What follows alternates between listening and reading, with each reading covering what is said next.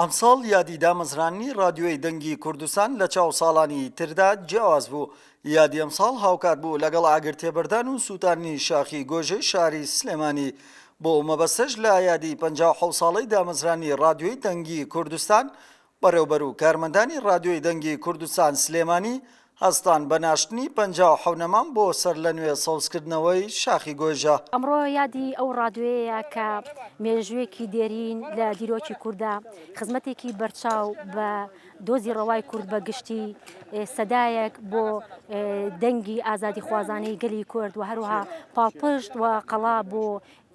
پێشمەرگەی کوردستان و بەتایبەتی شۆڕشی ئەیلول. ئەم ڕادیۆیە لە دامەزاندنیەوە خزمەتێکی بەرچاوی بە بیری نەتەوەی کردو، ئەگەرچی لە بەردەوامی خۆیدا هەتا ئەم قۆناغەش بە هەمان نەفەسی بیری نەتەوەی خزمەتی خەڵکی خۆی و بیسەری خۆی کردووە و بۆتە مینبەرێک بۆ ئەوەی هۆشیاری بە کۆمەڵگەی خۆی بدات. ئەمڕۆ لە ساڵیادی دامەزاندنی ئەم ڕادیۆ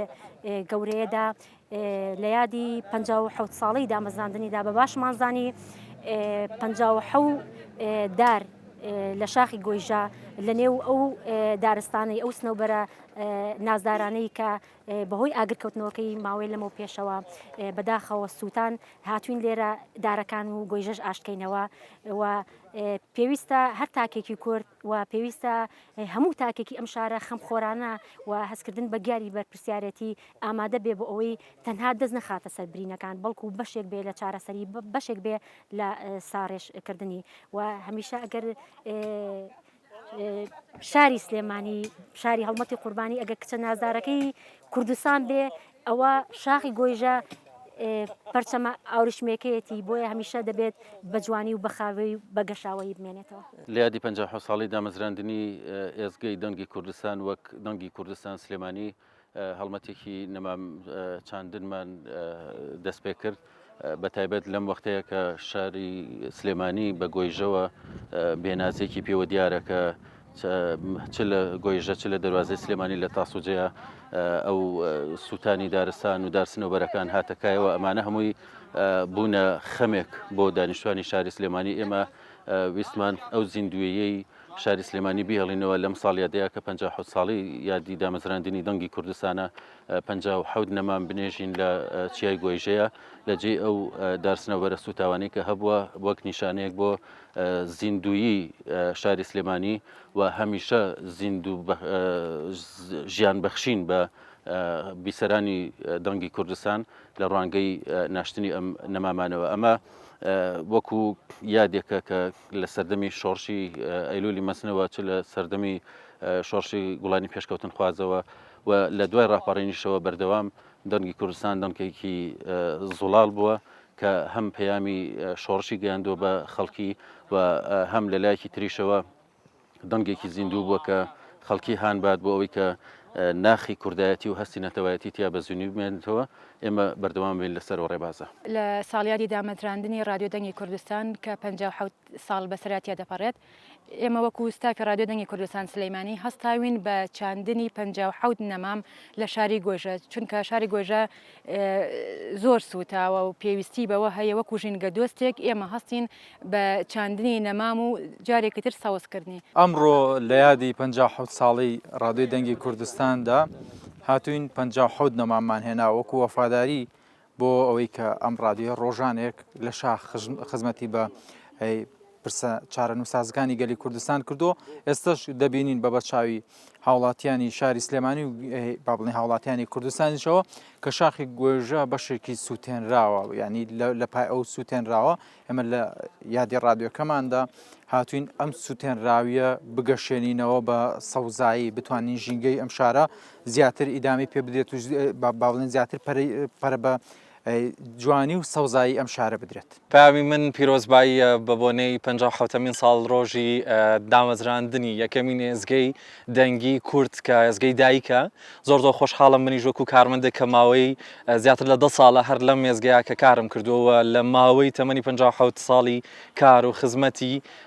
بە خۆشحاڵیەوە کە کۆمەڵێکی زۆر لە کادران و ڕۆژنامەوانی پێگەیاندووە و هەمویان ئامانج و خەونی سەرەکیانەوە بووە کە دەنگی زوڵاڵی کوردی بگەێنە هێنە گوێ و بیسەری کوردەکان و خۆشحاڵم کە بۆ ئەمڕۆ لە دوای ئەوەی کە 56 ساڵ تێدەپەڕێت 56 ساڵ تێدەپەڕێت دەچینە 57مینەوە ئێمە چالاکیمان ئەم ساڵ بۆ ئەو هەڵبژار بەتایبەت لە دوای ئەم هەموو قەیران و ناخۆشیانی ئەم ساڵ کە ناوچەکەمان و هەندێکی لە ڕووی جیهانی و پێی تێپەڕی پێمان باش بوو شتێک پێشکەش بە ژینگە بکەین هەرچەنە کاری سەرەکی و ئامانجی سەرەکی ڕادیۆکەی ئێمە خزمەتی نەتەوەییە خزمەتی کولتوری و ئەدەبیە بەزەم جارە پێمان باش بوو کە هەمیشە چۆن لە ڕێگەی دەنگ و پرۆگرامەکانمان و خزمەتی جینگەمان کردووە بە کارکردنیش خزمەتکەین ئەویش ئەوەی ئەومان هەڵبژار کە 57 نەمان بێنین بۆ ئەم ناوچەی شاری سلێمانی کە خۆی ماوەیەکی ئەوەندە نابێت زیانێکی گەورەی پێگەیشتووە لە ڕووی ژینگەیەوە بەهۆی کەوتنەوەی ئاگر و وەکو خۆتانە بینن ناوچەکە چۆنە ئەوەندەی ئێمە توانی بێتمان و وەکو کارمەندانی ئەم ڕادیۆ زۆر خۆشحاڵین بۆی کە بتوانین بەشێک لە سەوزایی بگەڕێنینەوە بەم ناوچەیە و زیندوێتی بدەینەوە بە خاکی کوردستان.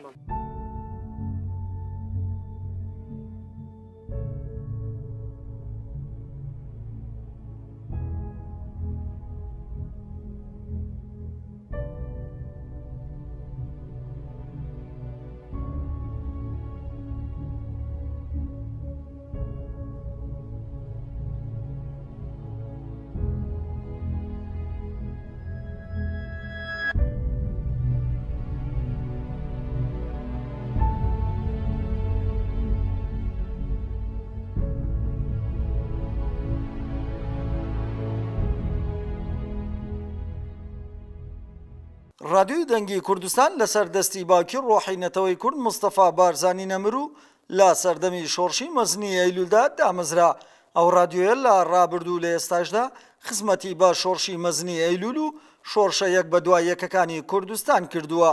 ڕادیۆی دەنگی کوردستان مێژوێکی پرشانازیە لە ڕاگەیاندنی کوردیدا و خەباتێکی بەردەوام و هەمیشەیە لە خزمەت شۆڕش و خاک و نیشتیماندا ڕادیۆی دەنگی کوردستان چ لە شاخ و چ لە شار هەمیشە لە خزمەت هونەر و ئاین و ئەدەب و کللتوری کۆمەڵگەی کوردی بووە بەدڵنیایی ئەمە پەیوەندی بە هۆشیاری تاکەوە هەیە ینی هەر تاکێک لەم کوردستانەیە لە هەر شوێنێکی ئەم لە هەر کونجێکی ئەم کوردستانە بێ پێویستە ئەوەندە هۆشیاری هەبێ کە خۆشەویستی بۆ نیشتیمان و بۆ خاکەکەی هەبێ پاراستنی ئێرەش بۆ خۆی بەشێکە لە خۆشویستنی نیشتیمان تۆ کە دەیتە ئێرە کاتێکی خۆش لەم شوێنە خۆشە ئەبیتە سەر پێویستە ئاگاداری ئەوە بێت لە پاش خۆت ئەو ئاگرێکیکەیتەوە بەجێی نەهێڵی و ئەو جگەرەی کە پێتە فڕێنی لە باتی بەتایبەت لە وەرزانەیە کە کاتی ئاگرکەوتنەوە بڵێن پوشی ئامادەیە بۆی کە ئاگر بکاتەوە و لە هەمان کاتدا هەمومان بەردەوام ئەگەر بێنە ئێرە بۆ گەشتکردن بێن یاخود بۆ وەرزشی بێن هەمووی دەبێ ئاویتی پێ یعنی ئەگەر دەبە ئاوەکە بکاتە ژێر ئەو نەمامانەی کە بۆ نمونە ئەمڕۆ ئێمە چاندومانە ئەوە بە سەوزی دەمێنێتەوە ئەوان بەشێکە بن لە چارەسەری و خزمەتکردنی نیشتیمانەکەی خۆیان بێگومان ئەودانی نەمامەکان ڕەنگە پێویست بێ بەڵام زۆرتری ئەوەی کە پێویستە چونکە و نەمامانەی کە زیاتر لێرەیە پێویستی بە ژینگەکە خۆی هەیە بە پاکی ژینگەکە زیاتر پێویستی بەوەیە کە دەوروبەری پاک بێ ژینگەیەکی پاکی هەبێ هەمیشە هەوڵبیرێت کاتێکە بۆ کات بە سەربردن و بۆ سەیران و گەشت هەر کەسێک بێتە نزیک سنەوبەرەکان هەوڵبات ئەگەر ئاگریشی کردەوە بە شێوەیە کە بۆ پێداویستی خۆی ئاگر لە دوای خۆی بەجێ نەهێڵێت و جگەرە فڕێنەیە بە هەر شێوازێک بێت هەوڵبات کە دارستانەکان پارێزێت و سنەوبەرەکان و ئەو دەوروبەرە پارێزێت بۆی کێشان بۆ دروست نەبێت خاڵێکی زۆر گرنگە کە هاوڵاتیان لە کاتی سەردانکردنیان بۆ ئەم شوێنانە بتوانن پابندی ئەو ڕێکار و ڕێنمایانە بنکە لەلایەن با بڵێن بەرگریز شارستانیەوە بێ یاخود ئەوانی کە بە چاوڕوونی بە هاوڵاتیان دەدەن کە دێنە ئەم شوێنانە بتوان ینی نەمامەکان بپارێزن یاخود هەوڵ بن ئەو شوێنە زیاتر پابند بن پێ و وەزەرەر لەم شوێنە نەدەن پامی من بۆ هەموو ئەوانەی کە سەردانی ئەم شوێنە یاخود هەر جێگەیەکی دیکەی گەشتیاری ئەەکەن لە کوردستانیان لە هەر ناوچەیەکی جیهان ئەوەیە ڕێز لەو شوێنە بگرین کە دەچین بۆ گەشتیاری و هیچ کات مەبەستی سەردانکردنمان بیر نەچێتەوە کاتێک ئێمە بۆ خۆشبەختی دەچین بۆ بەسەربردننی کاتێکی خۆش بۆ ڕەوانەوەی بێتاقەتیەکانمان بۆ ئارامی دەروون و چاومان سەردانی شوێنەکەین تکای باو ئامانجەمان لەبیر نەچێتەوە ئەو شوێنە پیس نەکەین نەیشێوێنین و خراپی نەکەین بۆی دووبارە جارێکە بتوانین سەردانی بکەینەوە هەرچەندە پەیامی ئێمە ڕۆژانە بەردەوامە لە ڕادیۆی دەنگی کوردستان سلێمانیەوە هەموو ڕۆژێ لە ڕێگەی پرۆگرامەکانمانەوە خزمەت بەوە دەکەین کە ژینگە چۆن خزمەت بکرێت ژینگە چۆن بپارێزرێت